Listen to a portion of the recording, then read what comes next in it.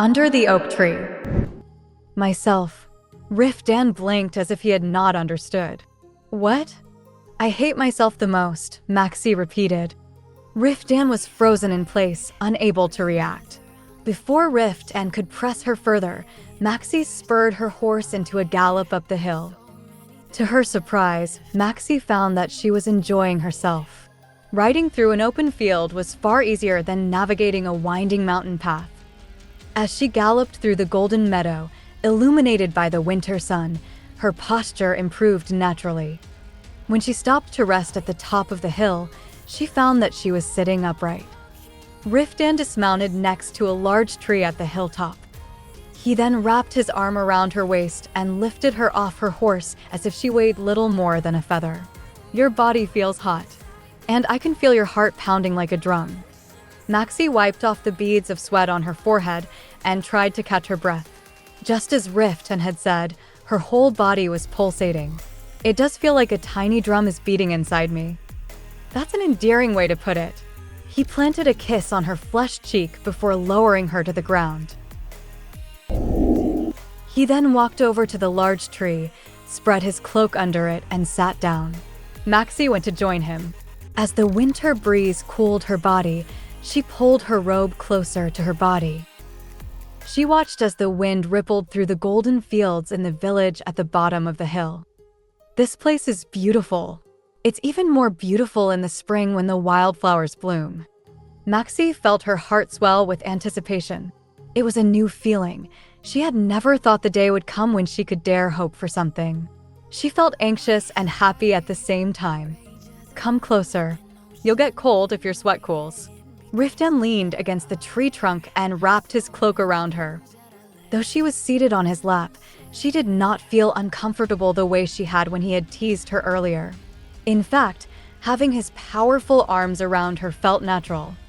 Now, where's that shy side of yours from earlier? I brought some wine. Riftan locked an arm around her waist and put his chin on her shoulder. Maxi brought the flask to his lips and carefully tilted the container. He took a few gulps before pulling away. Why don't you like yourself? It seemed that Riftan did not intend to drop the matter.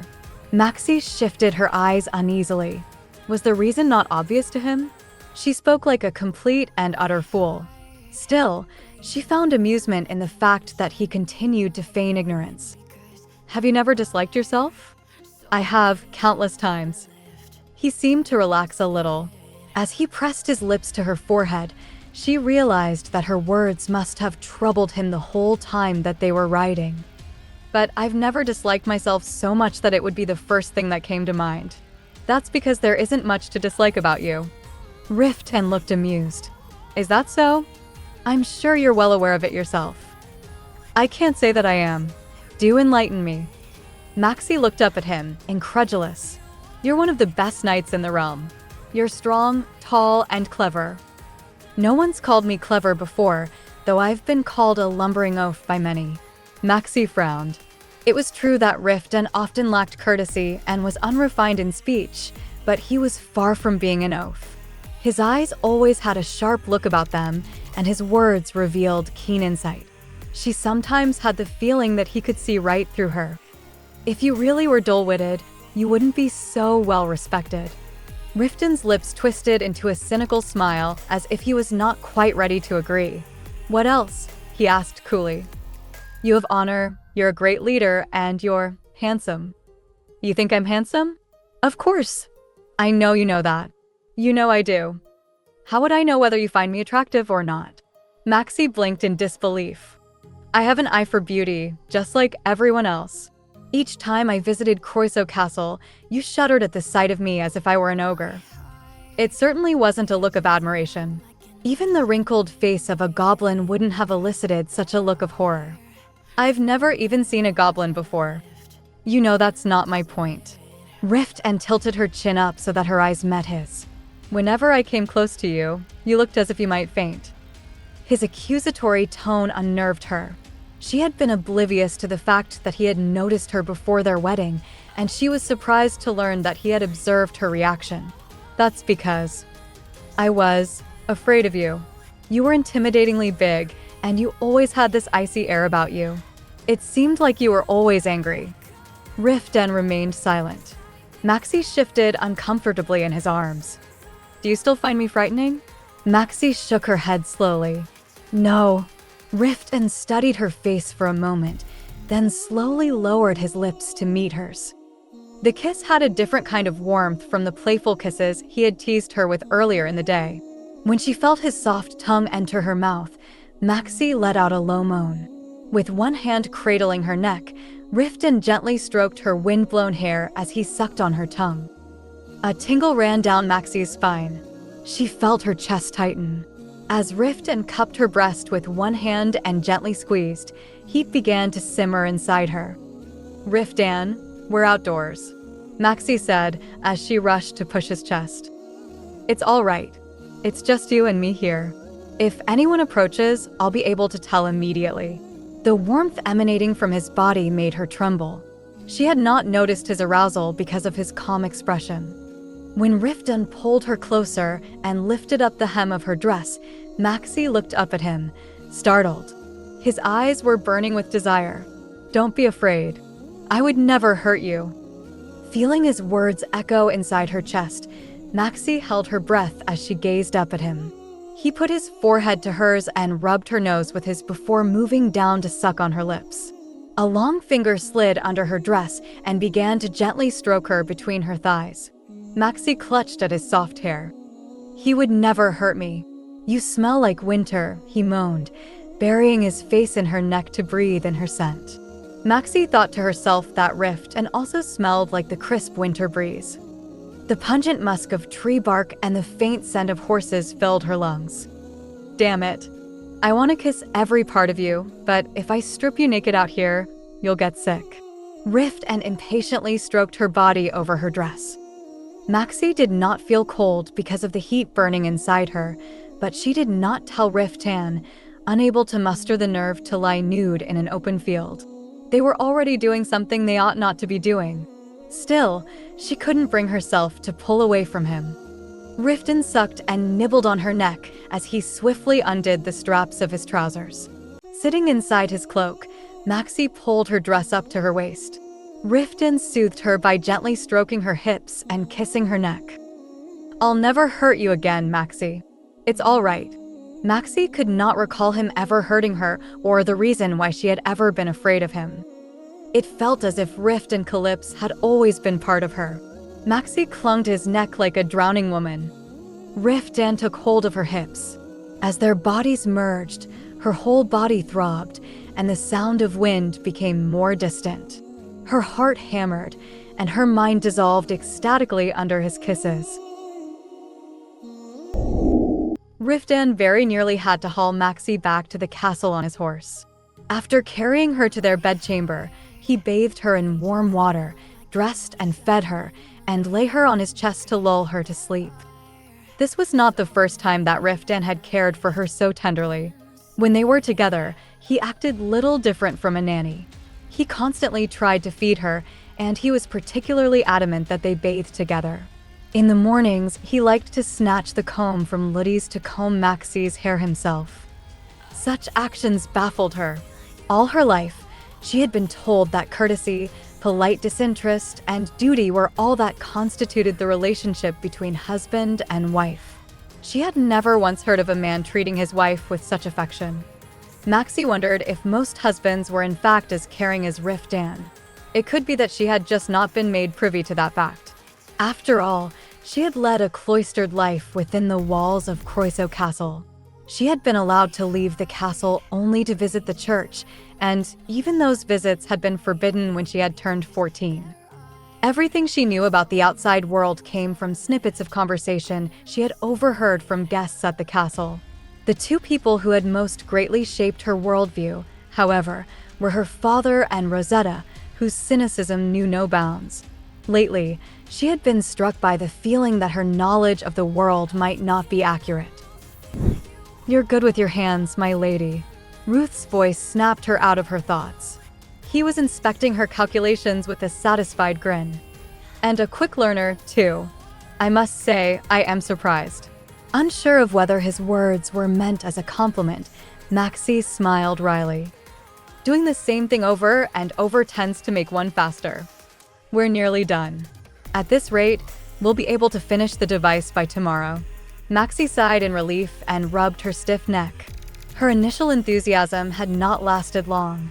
She had wearied of the endless calculations and drawing of diagrams, and the mere sight of a piece of parchment was enough to make her recoil. I didn't know performing magic required all these documents. I thought it would be more spectacular.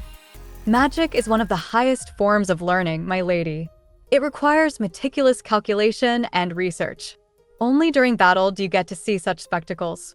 The sorcerers in the Mage Tower never get to experience such glory. They spend their whole lives making diagrams like these. Maxi paused in her work and gave Ruth a quizzical look. Were you a member of the Mage Tower? Yes, at one time. Maxi's eyes widened. The Mage Tower, also known as Nornui, was an artificial island in the Assyrian Ocean that had been built by the mages of antiquity. It was the birthplace of mages and the greatest repository of knowledge, and even Maxi had heard tell of the tower countless times before her marriage. Home to sages who protected the world order, Nornui was a neutral territory that never intervened in the affairs of other states. Ruth, however, seemed disenchanted. He began to mutter in disgust. Sorcerers in the Mage Tower must accept certain restrictions the moment they become a high mage. In exchange for learning the dangerous and classified magic of Nornui, they are placed under constant surveillance to prevent them from disturbing the world order by using magic for personal gain. That's why I left. Ruth's tone was indifferent. Is that allowed? Certainly not, which is why the mages of Nornui still treat me like a traitor. Maxi wondered whether all mages were as brazen as he was. Then did you meet Riftan after you left the tower? Indeed. I met him not long after I became a mercenary. By then, he was already a noted figure. Maxi's eyes lit up with curiosity. Why? For obvious reasons. He was incredibly good-looking and extraordinarily well-built for a 16-year-old, and he had nerves of steel. Everyone thought he was a crackpot back then, too. A crackpot? Maxi's eyes widened at the crude choice of word. Ruth slowly shook his head as if to hint that that was the politest expression that he could think of to describe Riftan. The lad knew no fear. He would fight ogres armed only with a dagger, or rush into the mouth of a drake to cut open its skull. He did all sorts of loony things without batting an eye. The memories still give me the shivers. I was a bundle of nerves each time I had to complete a mission alongside him. Maxi gaped in horror, cold sweat trickling down her back. To think that Riftan had been so reckless at the tender age of 16. He had been even younger than Rosetta, who was in full bloom, and the chipper young Squire Elysian. In a trembling voice, she asked, "Is he still so reckless?" Even now, he charges forward without regard for his physical safety. But he no longer takes the perilous gambles that he used to. To be precise, he no longer needs to. He's powerful enough to slay most monsters without endangering himself. The only time I saw him risk his life these past few years was during the dragon campaign. What happened? Maxi asked, unable to stop herself. Ruth let out a deep sigh. Sir Riftan has the unusual ability to temporarily absorb his enemy's magic and transfer it to his sword. It wasn't something he was born with, but a skill he gained after years of battling monsters. I assume being constantly covered in monster bile and blood had something to do with it. So to answer your question, it was that ability that helped Sir Riftan defeat the Red Dragon. He cut through Dragon's Breath, the most powerful magic that exists in the natural world, and transferred the dragon's magic to his sword, which he then used to cut off the creature's head. Maxi shuddered, imagining Riftan rushing headlong into the dragon's flames. Ruth gritted his teeth. The memory alone seemed enough to make his teeth chatter. The slightest mistake could have turned him into ashes, though it's thanks to that bravery that he is now regarded as the most valiant knight in the continent.